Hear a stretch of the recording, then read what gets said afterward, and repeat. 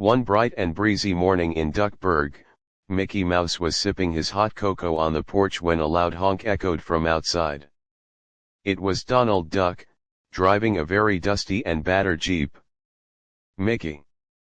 Donald shouted, waving a crumpled map. "You won't believe what I found." Mickey put down his cocoa and jogged over. "What is it, pal?" Donald unrolled the map and pointed excitedly. "An ancient jungle temple. Legend says it holds the Golden Quacker, an artifact that grants whoever holds it incredible luck." Mickey's eyes lit up. "Wow! That sounds like an adventure."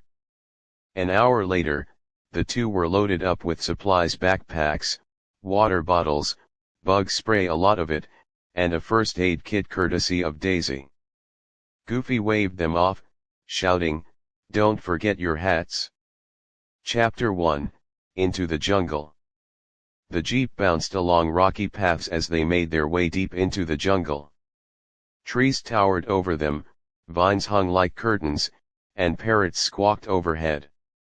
"This place gives me the creeps," Donald muttered, swatting a mosquito.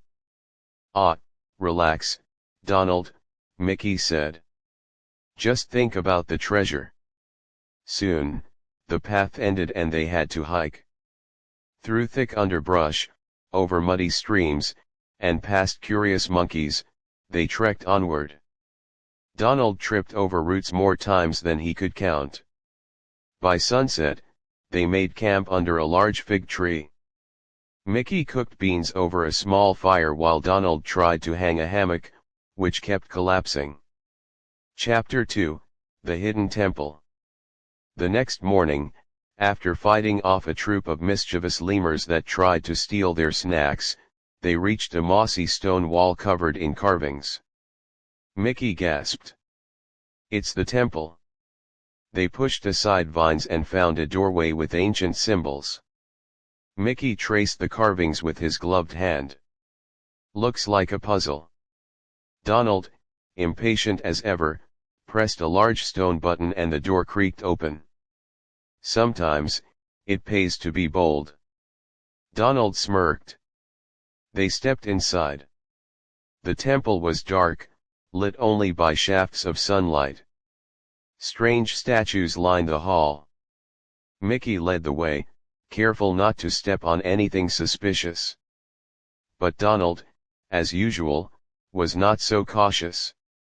Click. "Uh-oh!" Donald squeaked.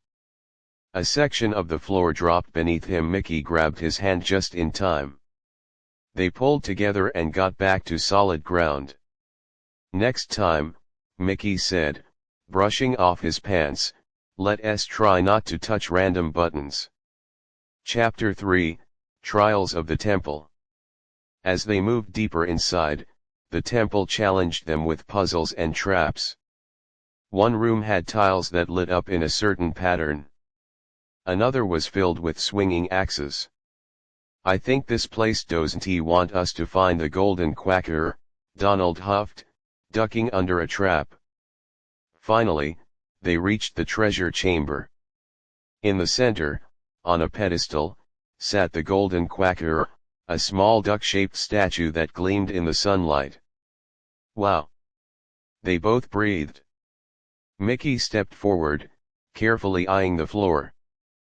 But Donald darted ahead. "I've got it!" he cried, grabbing the statue. Suddenly, the temple began to rumble. "Donald!" Mickey yelled. "You triggered the final trap." Stones fell from the ceiling, and the floor cracked. Mickey and Donald sprinted out, the treasure clutched in Donald's arms. Just as the temple collapsed behind them, they tumbled into the jungle grass, panting and muddy but alive. Chapter 4, The Way Home. Back in Duckburg, the friends cleaned up and proudly displayed the Golden Quacker on a shelf in Mickey's house.